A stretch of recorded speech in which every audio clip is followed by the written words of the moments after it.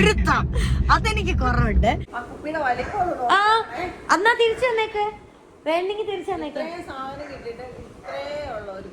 ഇല്ല, ഞാൻ ആക്സിലേറ്റർ തൊടുന്നില്ല, ഇങ്ങനെ ഊതാ എന്താ പറയുന്നത്. അപ്പൊ പിന്നെ അതൊക്കെ ഇഴഞ്ഞോളും വണ്ടി. ആ പെട്ടി ഒന്ന് തുറക്കണം നിങ്ങൾ പ്ലീസ്. എന്റെ ലിപ്സ്റ്റിക്, എന്റെ ക്ലിപ്പ് എല്ലാം എല്ലാം വയറപ്പഴ തള്ളിപ്പിടി. ഞങ്ങൾ കണ്ടു ഇവിടെ നിങ്ങളെ ഗർഭിണിയെ പോലെ. ചാച്ചന് ഞാൻ 24/7 അടി ഉണ്ടാക്കും. എന്നിട്ട് എന്നെ അടി ഒതുക്കുന്നത്, ചാച്ചന് വഴക്ക് ഒതുക്കുന്നത് എനിക്ക് ഭക്ഷണം വാങ്ങി തന്നത്. എനിക്ക് വയറ് നിറഞ്ഞിട്ടേ ഉറക്കം വരുന്നുണ്ട് നന്നായിട്ട്. അമ്മ എന്റെ മസിൽ കേട്ടോ, അമ്മ മസിലിടെ വെച്ച് ഞെക്കട്ടെ. ഹായ് ഹലോ എല്ലാവർക്കും വെൽക്കം ബാക്ക് ടു പുതിയൊരു വീഡിയോ. ഇന്നത്തെ നമ്മുടെ വീഡിയോ വളരെ സ്പെഷ്യൽ ആയിട്ടുള്ള എൻ്റെ ഒരു ഡേ ആണ്. ഡേ ഇൻ മൈ ലൈഫ് ആണ് ഞാൻ കാണിക്കാൻ പോകുന്നത്. സ്പെഷ്യൽ ആണെന്ന് പറയാൻ കാര്യം, ഞാൻ കാത്തിരുന്നൊരു മാമ്പഴം എനിക്ക് കിട്ടിയിരിക്കുകയാണ്. എന്ന് വെച്ചാൽ ഞാൻ 18 വയസ്സായപ്പോഴേ ഞാൻ വീട്ടിൽ കിടന്ന് ബഹളം ഉണ്ടാക്കി കയറിയാണ്, എനിക്ക് ലൈസൻസ് എടുത്ത് തരണം. പിന്നെ എൻ്റെ മാതാപിതാക്കൾ പേടിച്ച് ഭയന്ന് എനിക്കത് എടുത്തു തന്നില്ല. കാരണം എന്നോട് പറഞ്ഞു, നീ എന്താ സ്പീഡിൽ വണ്ടി ഓടിക്കും, നീ അവിടെ പോവും ഇവിടെ പോവും എന്നൊക്കെ സാധാ നോർമലി മാതാപിതാക്കൾക്ക് ഉണ്ടാവുന്ന ഒരു ഭയം. അതുകൊണ്ട് എനിക്കത് എടുത്തു തന്നില്ല. ഈ 2 വർഷവും ഞാനിത് പറഞ്ഞുകൊണ്ടിരുന്നു, അയ്യോ എടുത്തു തരണേ ഇല്ല, തന്നില്ല. അങ്ങനെ എൻ്റെ 20ാം വയസ്സ്, എനിക്ക് ഈ ഒക്ടോബർ 12-ാം തീയതി 20 വയസ്സ് തികയാൻ പോവാണ്. അങ്ങനെ ഈ പ്രായത്തിൽ എൻ്റെ അച്ഛൻ എന്തോ നല്ല ബുദ്ധി തോന്നി, എന്നോട് പറഞ്ഞു, എന്നാ ഒരു കാര്യം ചെയ്യ്, പോയി ലൈസൻസ് എടുത്തോ. ഞാൻ മനസ്സിൽ ലഡ്ഡു പൊട്ടി പോലെ ആണോ എന്ന് ചോദിച്ചു. അങ്ങനെ ഞാൻ ഡ്രൈവിംഗ് ഓൾറെഡി ഞങ്ങൾക്ക് ഒരു സിനിമയ്ക്ക് കുട്ടാപ്പിച്ചാട്ടനാണ് എൻ്റെ ആശാൻ, ഡ്രൈവിംഗ് ആശാൻ. വെച്ചിട്ടില്ല, അതിന്റെ ഒരു കുരുത്തക്കേടല്ലോ, ഗുരുവിന്റെ ഒരു അനുഗ്രഹമില്ലായ്മ, ഗുരുത്വം അതെനിക്ക് കുറവുണ്ട്. എന്നുവെച്ചാൽ കുട്ടാപ്പിച്ചാട്ടൻ എന്നെ സൈക്കിള് തൊട്ട് ബൈക്ക്, കാറ് എല്ലാം പിന്നെ എല്ലാം കുട്ടാപ്പിച്ചേട്ടനാ പഠിപ്പിച്ചേ. പക്ഷെ എനിക്കൊരു സിനിമയുടെ ഷൂട്ട് വന്നപ്പോഴത്തേക്കും അതിൻ്റെ അകത്ത് ഇപ്പൊ റിലീസ് ആവാൻ പോകുന്ന ഒരു ഫിലിമില് ഒരു പിക്കപ്പ് അല്ല കുട്ടാപ്പി, ഒരു പിക്കപ്പിന്റെ ഓടിക്കേണ്ട ഒരു ഇതുണ്ട്. അപ്പൊ ഞങ്ങള് കുട്ടാപ്പിച്ചേട്ടൻ ഓൾറെഡി എന്നെ പഠിപ്പിക്കുന്ന, പക്ഷെ അവര് കുറച്ചുകൂടെ പ്രൊഫഷണൽ ആയിട്ട് നോക്കുമല്ലോ, കറക്റ്റ് ആയിട്ട് ട്രെയിനിങ് ഒക്കെ തന്ന് അങ്ങനെ ട്രെയിൻ ചെയ്യാനായിട്ട് ഞങ്ങൾക്ക് ഇവിടെ ഒരു ജോളിച്ചേട്ടൻ ഉണ്ടായിരുന്നു. ജോളിച്ചേട്ടൻ ഇവിടെ ഡ്രൈവിംഗ് സ്കൂൾ ഉള്ളതായി. നിങ്ങളെയൊക്കെ ജോളിച്ചേട്ടൻ ഇവരെ കുട്ടാപ്പിച്ചേട്ടൻ്റെ, എനിക്ക് തോന്നുന്നു അച്ഛൻ്റെ അല്ല കൊച്ചച്ഛൻ്റെ, ഇവരുടെ എല്ലാവരുടെയും ആശാൻ ജോളിച്ചേട്ടനാ. അപ്പൊ സ്വാഭാവികമായിട്ടും എന്നെയും ജോളിച്ചേട്ടൻ്റെ അടുത്താണല്ലോ വിടുക. അങ്ങനെ ജോളിച്ചേട്ടനെ കൊണ്ട് ഞങ്ങൾ അങ്ങനെ കുറച്ച് പഠിച്ചിട്ടുണ്ട്. അപ്പൊ 18 വയസ്സായിട്ടില്ല. അപ്പൊ ഈ പ്രൈവറ്റ് റോഡ് കൂടെ മാത്രമേ പറ്റത്തുള്ളൂ. അപ്പൊ അങ്ങനെയൊക്കെ ഞങ്ങൾ ഡ്രൈവിംഗ് ഒക്കെ കുറെ പഠിച്ചിട്ടുണ്ട്. പക്ഷെ അങ്ങനെ എന്നാ പറയുന്ന ലൈസൻസ് എടുക്കുന്ന കാര്യമൊന്നും അപ്പോഴേ ഞാൻ ചിന്തിച്ചില്ലായിരുന്നു. അപ്പൊ ഇപ്പൊ ലൈസൻസ് എടുക്കാറായപ്പം ഞാൻ ജോളിച്ചേട്ടൻ്റെ അടുത്തേക്ക് വീണ്ടും പോവാണ്. ജോളിച്ചേട്ടൻ ഡ്രൈവിംഗ് സ്കൂൾ ഉണ്ട്, അതിന്റെ പേരെന്നാ കുട്ടാപ്പി? Alphonsa driving school, Kidangoor. അങ്ങോട്ടേക്ക് പൊക്കോണ്ടിരിക്കുകയാണ്. അപ്പോ ജോളിച്ചേട്ടൻ പറഞ്ഞു, അയ്യോ ഇതെന്ത് മണ്ടത്തര കാണിച്ച, ഇത്ര നാൾ എടുക്കാതിരുന്നത്. ഇതിന് ഞാൻ സ്പീക്കറിലിട്ട് ഒക്കെ അച്ഛനെ കേൾപ്പിച്ചു കൊടുത്ത. അച്ഛൻ ജോളിച്ചേട്ടൻ പറഞ്ഞു, അങ്ങോട്ട് ചെല്ലുമ്പം കണ്ട എന്താ ജോളിച്ചേട്ടൻ എങ്ങനെയാ ഭയങ്കര ആണോ? ഭയങ്കര ജോളിച്ചേട്ടൻ എന്നോട് ശരിക്കും വണ്ടി കേൾക്കട്ടെ എനിക്കിങ്ങനെ സ്പീഡ് കൂട്ടാനുള്ള ടെൻഡൻസി ഉണ്ട്. അപ്പൊ എന്നോട് ചോദിച്ചു, കൊച്ചിന് പോയിട്ട് എന്തെങ്കിലും ധൃതി?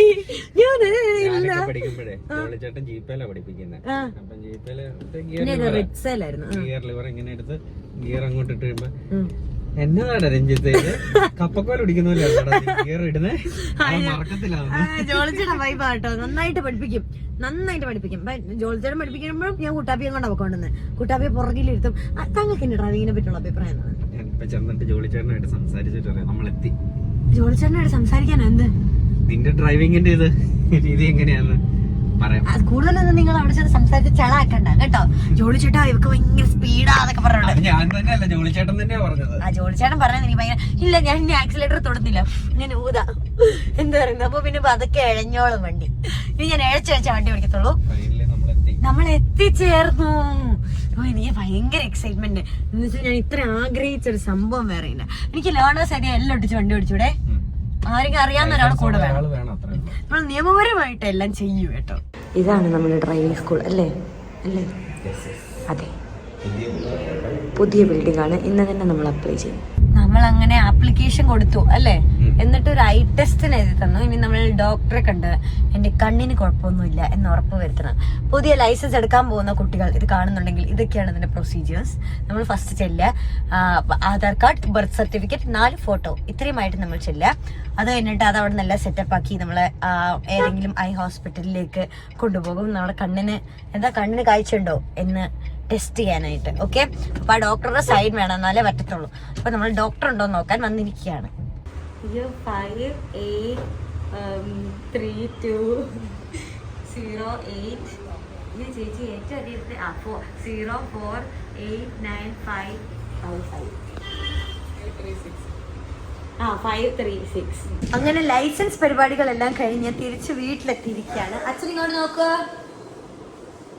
ചേച്ചേ, എന്റെ അവിടെ ചെന്നു, എന്നിട്ട് എല്ലാ കാര്യം അപ്ലൈ ചെയ്തു. ഞാൻ പറഞ്ഞില്ലേ കണ്ണിന്റെ ടെസ്റ്റ് എടുക്കാൻ പോയി, എന്നിട്ട് ഞാൻ അതൊക്കെ ചെയ്തു. അതൊന്നുമില്ല, നമ്മൾ ചെന്ന് കേൾക്കുമ്പോൾ കണ്ണടച്ചിട്ട് വായിക്കാൻ പറയും. ഇങ്ങനെ ഒരു കണ്ണ് പൊത്തി പിടിച്ചിട്ട് വായിക്കാൻ പറയും. അന്നേരം നമ്മളത് വായിക്കണം. പല സൈസിൽ അത് എഴുതി വെച്ചിട്ടുണ്ട്, അത് വായിക്കണം. പിന്നെ ഇപ്പുറത്തെ കണ്ണ് പൊത്തി പിടിച്ചിട്ടും അത്രയും തന്നെ നമ്മൾ വായിക്കണം. അത്രേ ഉള്ളൂ. അങ്ങനെ തിരിച്ച് വീട്ടിലെത്തിയപ്പോൾ എനിക്ക് ഭയങ്കര സന്തോഷമുള്ള വേറൊരു കാര്യം ഉണ്ടായി. എന്ന് വെച്ചാൽ ഞാൻ എൻ്റെ പെർഫ്യൂം കളക്ഷനിൽ കാണിച്ചിട്ടുണ്ടായിരുന്നു. മേളിലത്തെ എൻ്റെ മുറിയിലിരിക്കുന്ന പെർഫ്യൂം കളക്ഷനിൽ ഞാൻ കാണിച്ചിട്ടുണ്ടായിരുന്നു. ഞാൻ അതിൽ മിക്ക പെർഫ്യൂമും ഞാൻ കസ്റ്റമൈസ് ചെയ്യിപ്പിച്ചതാണ്. അതിൻ്റെ ഓയിൽസ് വെച്ചിട്ട് പെർഫ്യൂം ഉണ്ടാക്കിപ്പിച്ചതാണ്. അത് ഫ്രാഗ്രൻസ് ഫാക്ടർ എന്ന് പറഞ്ഞിട്ട് കൊച്ചിയിൽ അവിടെ കുറേ സ്ഥലത്തുണ്ട്, ഒത്തിരി സ്ഥലത്ത് അവരുടെ ബ്രാഞ്ചുണ്ട്. അപ്പം എനിക്ക് നമ്മുടെ ഹരി എന്ന് പറഞ്ഞൊരു ഹരിച്ചേട്ടനാ പരിചയപ്പെടുത്തണേ ഈ ഫ്രാഗ്രൻസ് ഫാക്ടർ. അപ്പൊ അങ്ങനെ ചെന്ന് ഞാനത് യൂസ് ചെയ്ത് എവിടെ ചെന്നാലും നമ്മളടുത്ത് ചോദിക്കും, മീനുട്ടി ഇത് ഏത് പെർഫ്യൂമാണ് ഞാൻ.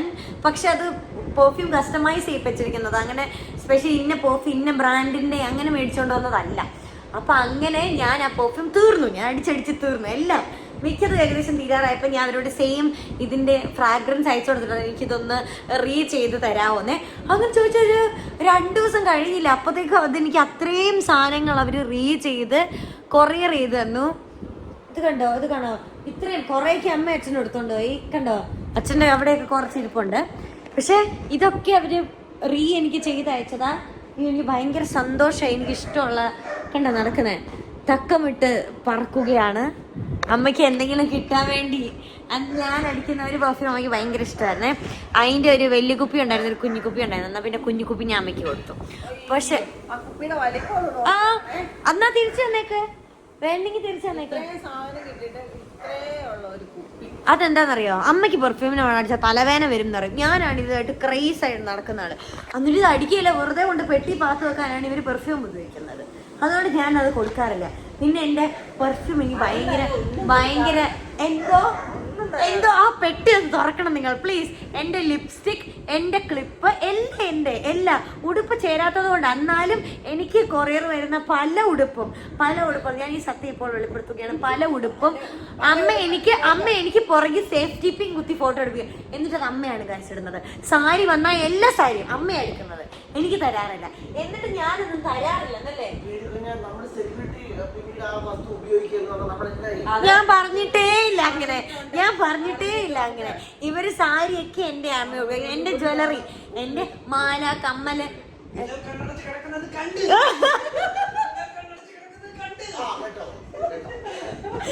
അതല്ല ഇവിടെ, അതല്ല ഇവിടെ നടന്നുകൊണ്ടിരിക്കുന്നത്. എൻ്റെ എല്ലാ സാധനവും ഞാൻ അമ്മയ്ക്ക് കൊടുക്കാറുണ്ട്. എന്നിട്ട് നമ്മളൊരു സാധനം കൊടുത്താൽ അതിനുള്ള ഒരു നന്ദി നമ്മളോട് കാണിക്കണം. അമ്മ എന്നോട് കാണിക്കാറില്ല. ഇങ്ങനെ അമ്മ പറഞ്ഞുകൊണ്ടിരിക്കും, ഞാൻ അമ്മയ്ക്കൊന്നും കൊടുക്കാറില്ല. ഞാനൊരു സാധനം ഇന്നലെ ഞാൻ പറഞ്ഞ ഒരു ചുരിദാർ ഞാൻ മേടിച്ചു കൊടുക്കാന്ന് അല്ലേ. കഴിഞ്ഞ ദിവസം കൊണ്ടേ ഒരു ചുരിദാർ ഞാൻ എടുത്ത് തന്നു. ഇതൊക്കെ ചെയ്തിട്ട് അമ്മ എന്നോട് ഞാൻ അമ്മയ്ക്കൊന്നും കൊടുക്കാറില്ലെന്ന്. അതൊക്കെ വലിയ വിഷമം. പിന്നെ നമുക്കൊരു ടെൻഡൻസി വരും, ഇങ്ങ് തന്നേക്ക് അച്ഛൻ മൂക്കിലൊഴിക്കണ്ട, ഇങ്ങ് തന്നേക്ക്. ഇവർക്കൊക്കെ ഞാൻ എന്ത് വാങ്ങിക്കൊടുത്താലും പ്രേതോർത്തല്ലോ പെട്ടെന്ന്. എന്ത് വാങ്ങിക്കൊടുത്താലും അത് ഞാൻ ഒന്നും ചെയ്തു തരുന്നില്ല എന്ന് പറയാം. അതെനിക്ക് ഇഷ്ടമല്ല. ഞാൻ എന്തെങ്കിലും കുഞ്ഞു സാധനം മേടിച്ചു കൊടുത്താൽ അമ്പാടി എങ്ങനെയാണ്, അമ്പാടിക്ക് ഞാൻ കുഞ്ഞു സാധനം മേടിച്ചു, പക്ഷേ എനിക്ക് എല്ലാം മേടിച്ചു, അത് മേടിച്ചു ഒന്നും മേടിച്ചു അങ്ങനെ പറയും. എനിക്കത് സന്തോഷം. പുറത്തിറങ്ങിയല്ല എന്നോട് തന്നെ അവൻ പറയും, എടി നീ എനിക്കത് മേടിച്ച് തന്നല്ലോടിന്ന്. അതെനിക്ക് ഭയങ്കര സന്തോഷം. പക്ഷേ ഇത് രണ്ടെണ്ണത്തിന് എന്ത് മേടിച്ചു കൊടുത്താലും ഒരു തൃപ്തിയില്ല. എന്ത് മേടിച്ചു കൊടുത്താലും ഒരു തൃപ്തിയില്ലാത്ത ഇതെന്താ ഇത് കേട്ടോ, ഇതുപോലത്തെ ഇത്ര എണ്ണം ഇരുന്നിട്ട് എനിക്ക് ഇത്ര എണ്ണം ഇത് എനിക്ക് ഫ്രാഗ്രൻസ് ഇഷ്ടപ്പെട്ട് ഞാൻ ആ ഫ്രാഗ്രൻസ് പറഞ്ഞ് രണ്ടാമത് ഉണ്ടാക്കിച്ചതാ. അപ്പൊ ഞാനിത് വേറെ കൊടുക്കും. ഇപ്പൊ അമ്മ എന്നോട് വേറെ പെർഫ്യൂം വാങ്ങിത്താ എന്ന് പറഞ്ഞാൽ ഞാൻ മേടിച്ചു കൊടുക്കാം. എന്റെ അതോട്ടിനോടോ എന്റെ അമ്പാടിയോടോ ചോദിച്ചോ അപ്പൊ അറിയാം അവരെന്ത് നന്നായിട്ടാ പറയുന്നതെന്ന് അറിയാമോ? ഇങ്ങനെയൊക്കെ പറയുള്ളൂ, പക്ഷെ എനിക്ക് എല്ലാം തരും. ഇല്ല ഇല്ല, അയ്യോ ചന്ദനവും മഞ്ഞളും ഇല്ല, ഞാൻ അമ്മയ്ക്ക് ഇനി ഒന്നും മേടിച്ചു കൊടുക്കത്തില്ല. പക്ഷേ ഞാൻ പറഞ്ഞു വന്നത് എനിക്ക് ഈ പെർഫ്യൂം ഭയങ്കര ഇഷ്ടപ്പെട്ടു. അതിൻ്റെ കൂടെ എനിക്കിങ്ങനെ ഒരു ഗിഫ്റ്റ് ഹാമ്പർ പോലെ ഒരു സാധനം ഇതും അയച്ചു തന്നിട്ടുണ്ടായിരുന്നു. താങ്ക് യു സോ മച്ച് കേട്ടോ, എനിക്ക് ഭയങ്കര ഇഷ്ടപ്പെട്ടു. ഇത് ഫ്രാഗ്രൻസ് ഫാക്ടർ അതാണ് പേര്. ആർക്കെങ്കിലും ഇങ്ങനെ പെർഫ്യൂം കസ്റ്റമൈസ്, ഇപ്പം നമുക്ക് ഭയങ്കര ഇഷ്ടപ്പെട്ട ഒരു സ്മെല്ല് അങ്ങനെ ഉണ്ട്, അത് കസ്റ്റമൈസ് ചെയ്യിപ്പിച്ചെടുക്കുന്നത് ഭയങ്കര നല്ല പരിപാടിയാണ്. എനിക്കത് ഭയങ്കര ഇഷ്ടമാണ്. അപ്പം കൊച്ചിയിലും കുറേ സ്ഥലത്തുണ്ട്. അപ്പോൾ ഇൻസ്റ്റഗ്രാമിൽ പോയി ഇത് സെർച്ച് ചെയ്താൽ മതി, ഫ്രാഗ്രൻസ് ഫാക്ടറിൻ്റെ അവിടെ ഉണ്ട്. എനിക്ക് ഭയങ്കര ഇഷ്ടപ്പെട്ടു കേട്ടോ, താങ്ക് യു സോ മച്ച്. എൻ്റെ ആ ചേട്ടനാണെങ്കിലും നമ്മളോട് ഭയങ്കര കൺവീനിയൻ്റ് ആയിട്ടാണ് സംസാരിക്കുന്ന, ഏതാ വേണ്ടേ, ഇങ്ങനത്തെ ഫ്രാഗ്രൻസുകളാണ് ഇഷ്ടം എന്നൊക്കെ ഉള്ളത്. So thank you so much. അപ്പം വീട്ടിൽ വന്നപ്പോൾ അങ്ങനെ ഒരു സ്പെഷ്യൽ സന്തോഷം എനിക്കുണ്ടായി. വയറപ്പോഴേ തള്ളിപ്പിടി, ഞങ്ങൾ കണ്ടു ഇവിടെ നിങ്ങളെ ഗർഭിണിയെ പോലെ. അങ്ങനെ ഉച്ചയ്ക്ക് കഴിക്കാൻ സമയപ്പം എൻ്റെ ചാച്ചൻ എനിക്ക് പിസ്സ വാങ്ങി തന്നു. ചാച്ചൻ വെച്ചാൽ ഈ ചാച്ചനെ എങ്ങനെയാണ് പരിചയപ്പെടുത്തുന്നത്? എൻ്റെ ചാച്ചനെ ഞാൻ ചാച്ചാന്നാണ് വിളിക്കുന്നത്. പ്രശസ്ത ഡാൻസറും പ്രശസ്ത അഭിനേതാവും യൂത്ത് സെൻസേഷനായ റംസാൻ ചാച്ചന് ഞാൻ 24/7 അടി ഉണ്ടാക്കും. എന്നിട്ട് എൻ്റെ അടി ഒതുക്കുന്നത് ചാച്ചൻ വഴക്ക് ഒതുക്കുന്നത് എനിക്ക് ഭക്ഷണം വാങ്ങി തന്നത്. അങ്ങനെ ഇന്നും എനിക്ക് പിസ്സ വാങ്ങി തന്നു. അപ്പോൾ എനിക്ക് വീട്ടിൽ ഇവിടെ എന്തോ അമ്മയുടെ എരിവുള്ള ചിക്കൻ കറിയായിരുന്നു. ഞാൻ അത് തിന്നാണ്ട് വന്നില്ല, എനിക്ക് പിസ്സ കിട്ടിയാലോ. അയ്യോ ഇത് കണ്ടോ, ഇപ്പൊ ജനിച്ചൊരു കുഞ്ഞാ, ഇതിലിങ്ങനെ പൊതിഞ്ഞ് കിട്ടിയിരിക്കുക. ഞങ്ങൾ ഉച്ചമയക്കത്തിലേക്ക് പോവുകയാണ് അല്ലേ? നാളെ എനിക്ക് ഷൂട്ടുണ്ടമ്മേ. അന്നേരം അമ്മ ഉച്ചമുറക്കം മിസ് ചെയ്യുമോ? ഇവളുണ്ട്, ഇവളെ എൻ്റെ കൂടെ കിടക്കുന്നത് ഉച്ചക്ക്. എനിക്ക് വയറ് നിറഞ്ഞിട്ടേ ഉറക്കം വരുന്നുണ്ട് നന്നായിട്ട്. അമ്മ എന്റെ മസിൽ കേട്ടോ, അമ്മ മസിലിടെ വെച്ച് ഞെക്കട്ടെ.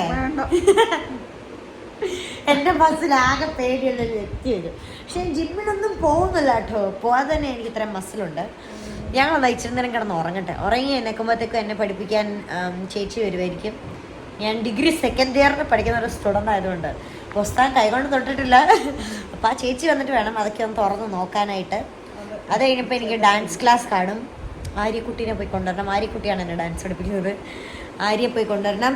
അതൊക്കെ ആയിരിക്കും ഇന്നത്തെ പരിപാടി. ഓക്കെ, പിന്നെ ഉറങ്ങി എഴുന്നേറ്റിട്ട് വരാം. ചേട്ടാ പറ. ഞാൻ ഉറക്കത്തു നിന്നൊക്കെ എഴുന്നേറ്റ് വന്നു. എന്നെ പഠിപ്പിക്കാൻ ചേച്ചി വന്നിട്ടുണ്ട്. അന്നേരം ഞാൻ ഓർത്ത ഇതൊന്നും എടുത്തു വെച്ചിട്ടില്ല.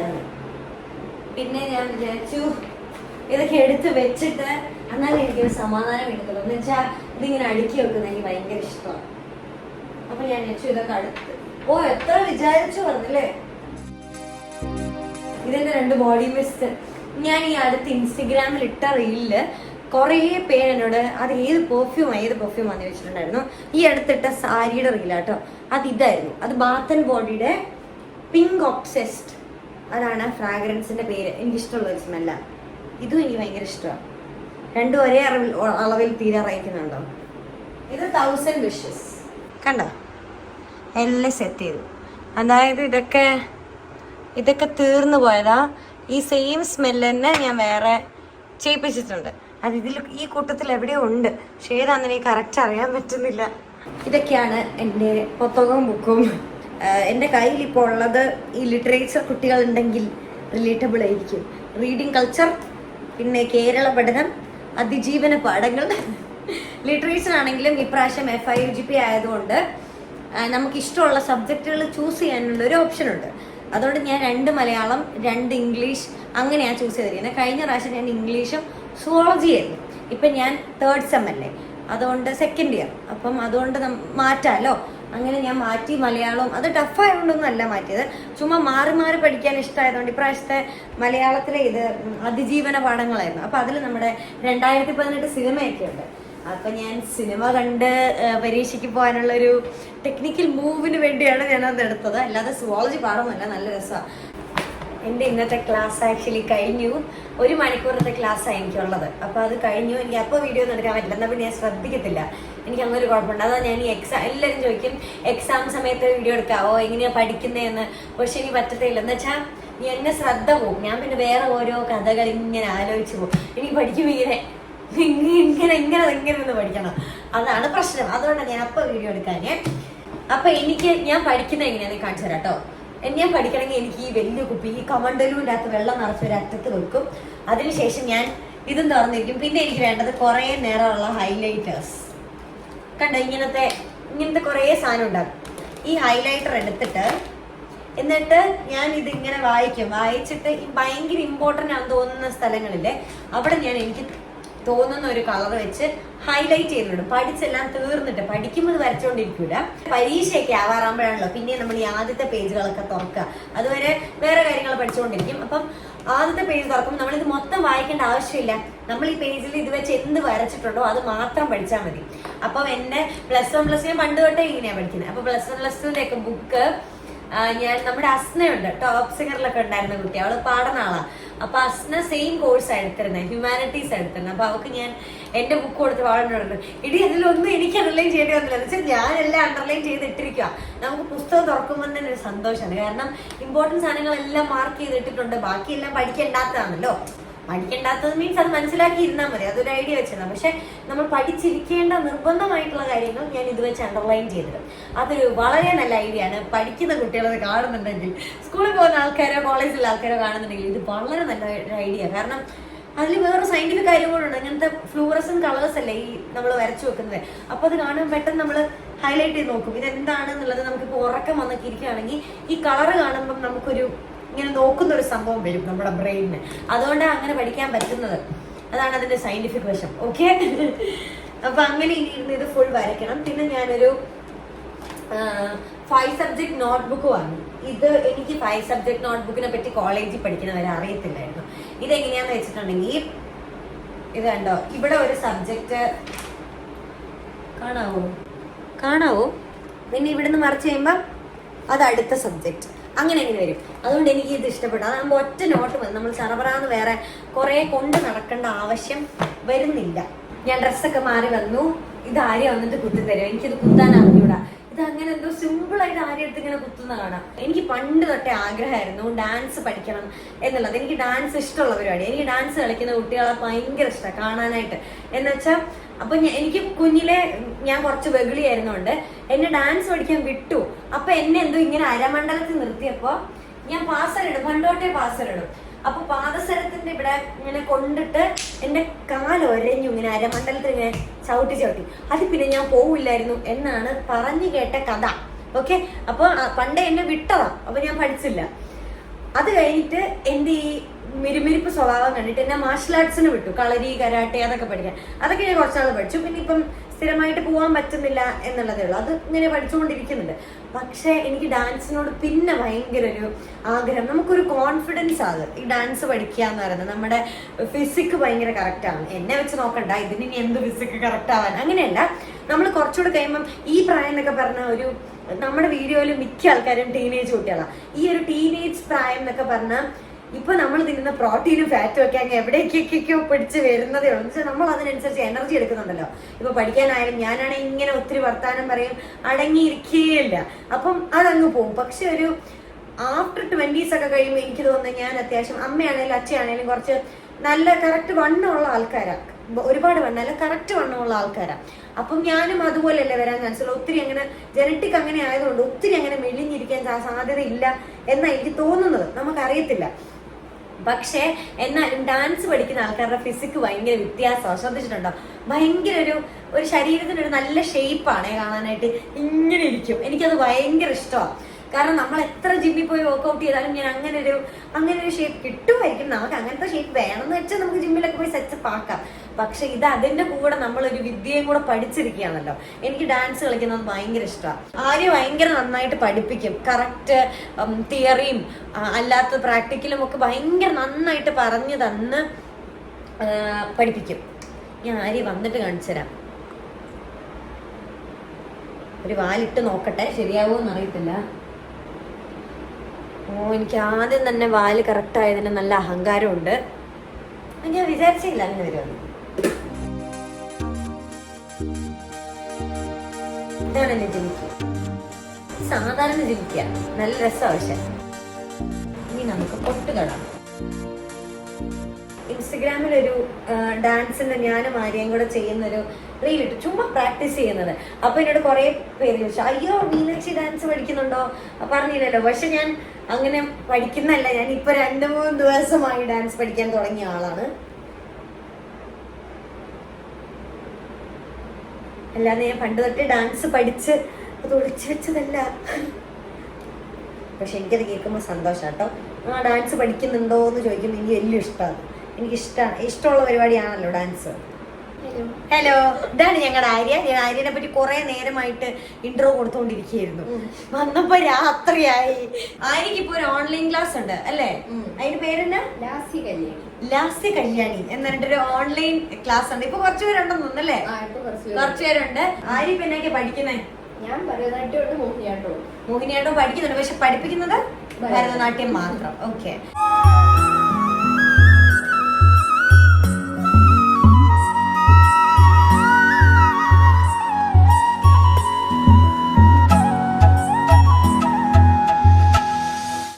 ഡാൻസ് പഠിത്തമൊക്കെ കഴിഞ്ഞ് ഞങ്ങൾ ആര്യയെ കൊണ്ടുവിട്ടു. ഞാനും കുട്ടാപ്പിയും വീണ്ടും. ഇത് ഞങ്ങളുടെ ഏറ്റുമാനൂർ അമ്പലം കണ്ടോ? രാവിലെ 9 മണിക്ക് വണ്ടി കയറിയതാണ് ഇങ്ങനെ. അതെ, രാവിലെ കയറി പിന്നെ രാത്രിയായപ്പോ പിന്നെയും ഞങ്ങൾ ആര്യനെ കൊണ്ടുവിട്ടു.